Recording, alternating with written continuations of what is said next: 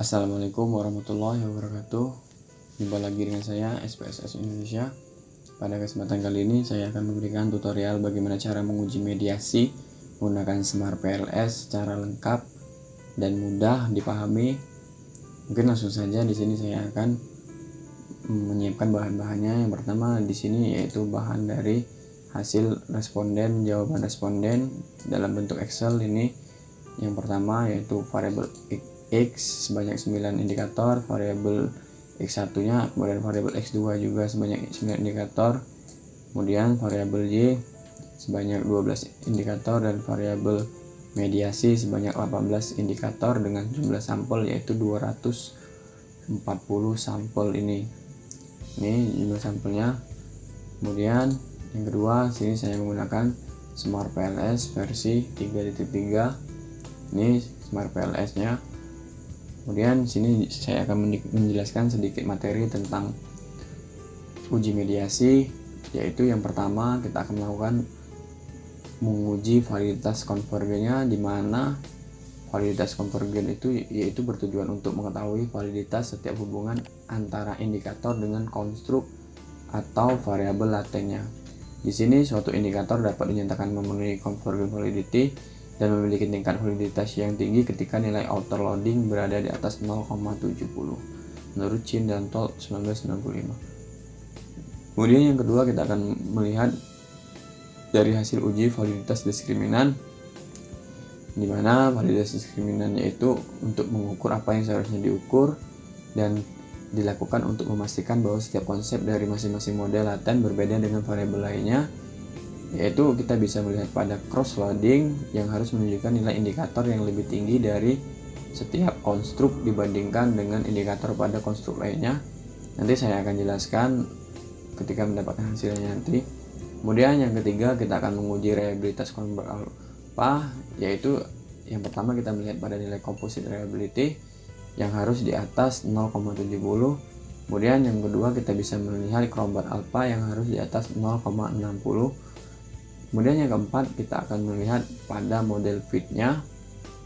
Kita akan melihat ini melalui SRMR dan NFI-nya saja yang kita lihat nanti. Kita akan melihat apakah dia sudah memenuhi standarnya, di mana pada SRMF ini dia dianjurkan lebih kecil daripada 0,10.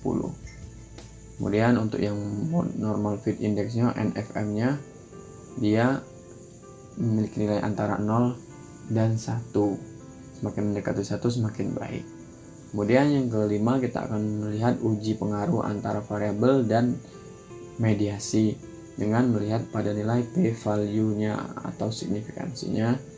Sini sebagai contoh kasus yaitu pengaruh kepuasan kerja sebagai variabel X1, dukungan organisasi sebagai variabel X2, kinerja sebagai variabel Y, dan komitmen organisasi sebagai variabel mediasi pada PT Nusantara. Di sini saya juga sedang mengembangkan website yaitu www.spssindo.com, bisa dikunjungi untuk konsultasi secara gratis, sharing-sharing tentang pengujian ini. Bisa hubungi langsung, nanti di sini ada nomor HP saya. Selanjutnya kita akan langsung masuk ke projectnya. Ini untuk Smart PLS-nya. Kita klik proyek baru ini, kita buat mediasi, kita klik OK, kemudian kita klik dua kali ini untuk mengimportnya. Kemudian kita cari data yang ingin kita masukkan. Ini sebagai contoh, ini data ini tadi kita masukkan, open, OK. Jika sudah dimasukkan ini jika sudah dimasukkan, ya jangan lupa ini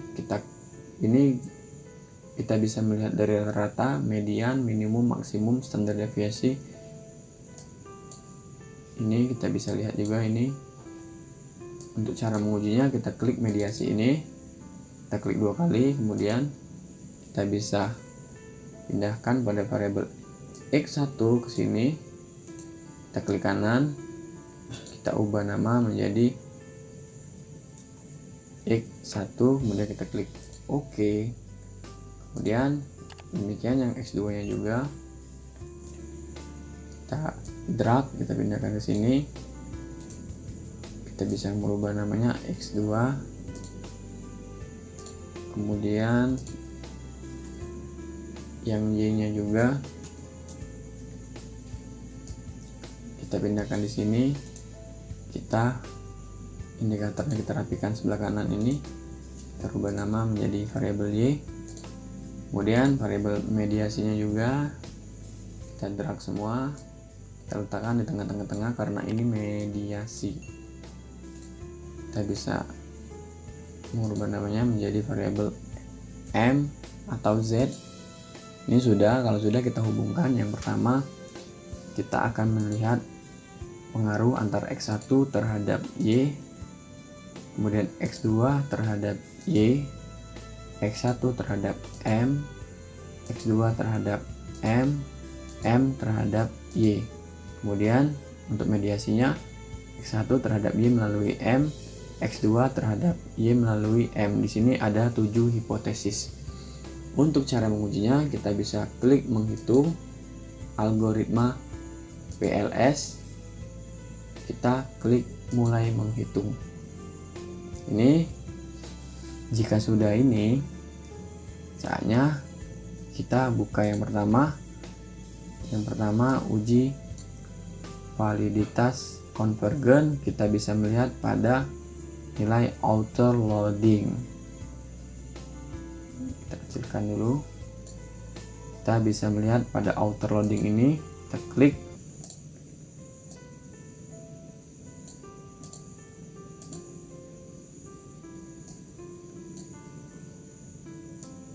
Kita bisa baca pada outer loading ini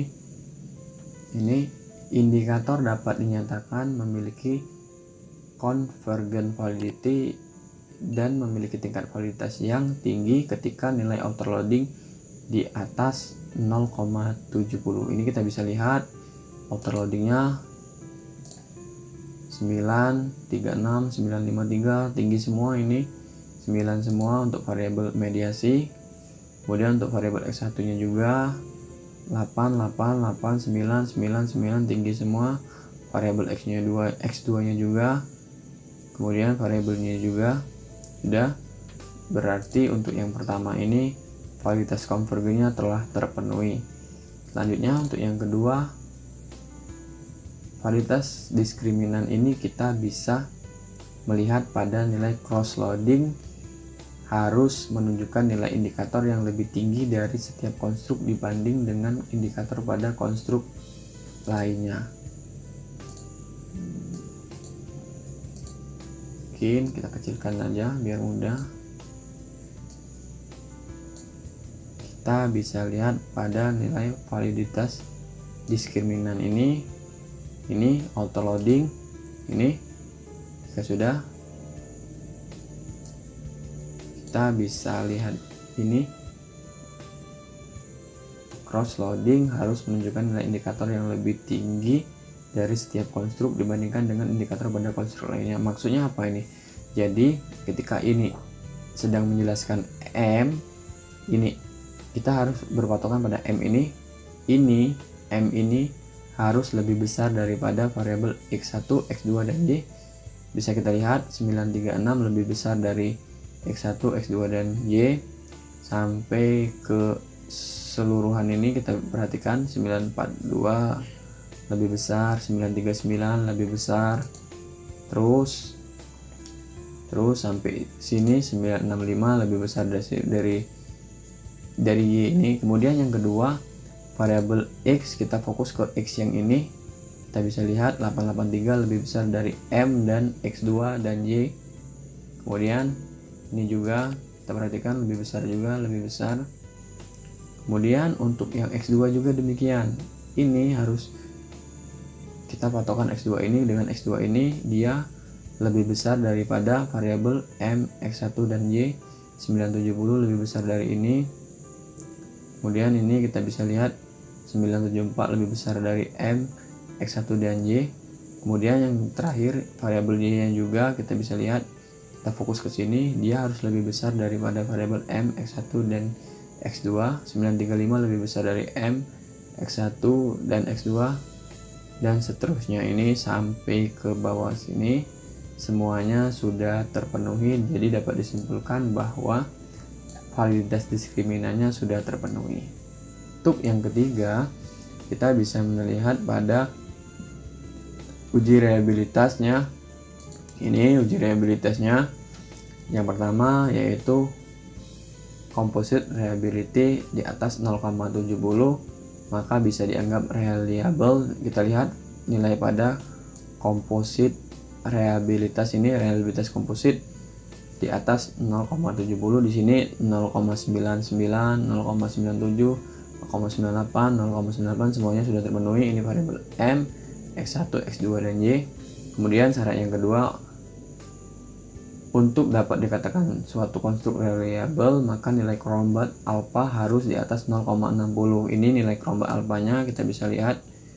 Yang pertama M-nya 99, kemudian X1 nya 97, X2 nya 98, Y nya 98, dia lebih besar dari 0,60. Jadi bisa disimpulkan bahwa pada uji reliabilitas Cronbach's alpha sudah terpenuhi. Yang ketiga, yang keempat, kita bisa lihat pada model fit ini, yaitu kita bisa melihat model fit ini, fit model ini kita bisa ngekliknya di sini. Model fit ini ada SMR, Dulles, Digi, Chi-square dan NFI. Sini kita hanya fokus pada SR, MR dan NFI. Yang pertama, nilai pada SRMR harus lebih kecil dari 0,10. Model akan dianggap cocok menurut Sihu dan Battle. Jadi kita lihat pada SMRR ini nilainya 0,05 atau di bawah daripada 0,10. Jadi untuk yang SRMR ini sudah terpenuhi, sudah ada kecocokan antara korelasi dan hubungan yang diamati. Kemudian yang kedua, kita bisa melihat pada nilai NFI ini NFI, nilai antara 0 dan 1. Semakin mendekati 1 semakin baik, semakin sesuai dengan model yang dibangun. Kita bisa lihat ini 0,58. Jadi dia mendekati angka 1. Walaupun tidak terlalu mendekati, tetapi dia sudah dalam kategori antara 0 dan 1 ini. Jadi NFI-nya juga sudah terpenuhi. Selanjutnya kita bisa melihat pada uji pengaruh antara variabel dan mediasi. Nah, untuk melihat uji pengaruh antara variabel dan mediasi ini, kita akan melakukan uji bootstrapping. Kita klik dulu ini mediasinya, kita klik ini. Kemudian setelah ini kita klik menghitung, kita klik bootstrapping. Kemudian ini level signifikansinya 0,05. Kita klik mulai perhitungan, kita tunggu sampai 100%. Jika sudah, ini yaitu pengaruh secara langsung. Ini ada 5 hipotesisnya seperti yang saya jelaskan tadi. Kelima ini yaitu yang pertama X1 terhadap Y, X2 terhadap Y, X1 terhadap M, X2 terhadap M, M terhadap Y. Dengan hasil ini, yang pertama kita bisa melihat tingkat kepercayaan yang digunakan adalah 95% sehingga tingkat presisi sebesar 5% atau 0,05. Dengan patokan jika nilai p-value signifikansi lebih kecil dari 0,05 maka terdapat pengaruh. Kemudian jika nilai p-value signifikansi lebih besar dari 0,05 maka tidak terdapat pengaruh. Kita lihat ini yang pertama antara M terhadap Y di bawah 0,05 atau 0,000, berarti terdapat pengaruh antara variabel M terhadap Y. Kemudian yang X1 terhadap M juga demikian, ini sudah tidak ada, maka terdapat pengaruh. X1 terhadap Y juga terdapat pengaruh. X2 terhadap M juga, ini juga terdapat pengaruh. Kemudian X2 terhadap Y juga terdapat pengaruh. Selanjutnya kita akan menguji mediasinya. Ini kan uji antar variabel, ini untuk antar variabel. Kemudian kita akan menguji mediasinya. Kita bisa melihat pengaruh secara tidak langsung. Ini efek tidak langsung spesifik ini.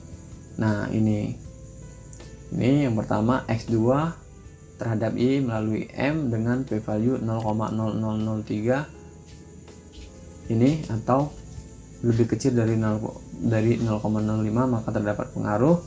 Kemudian X1 terhadap Y melalui M dengan p-value 0,0000. Jadi dapat disimpulkan pada hasil penelitian ini yaitu terdapat pengaruh antara kepuasan kerja dan dukungan organisasi terhadap kinerja dengan dimediasi komitmen organisasi pada PT Nuswantara. Semuanya telah memenuhi prasyarat penelitian dan bisa disimpulkan bahwa penelitian ini terdapat pengaruh. Oke, mungkin itu saja yang saya dapat sampaikan. Semoga bisa membantu teman-teman dalam menyelesaikan tugas akhirnya, tesisnya, skripsinya, disertasinya, dan lain-lainnya. Apabila ada yang ingin ditanyakan, bisa datang saja ke website ini. Di sini terdapat nomor HP saya untuk konsultasi secara gratis. Bisa hubungin, datang di web saya. Saya akhiri. Wassalamualaikum warahmatullahi wabarakatuh.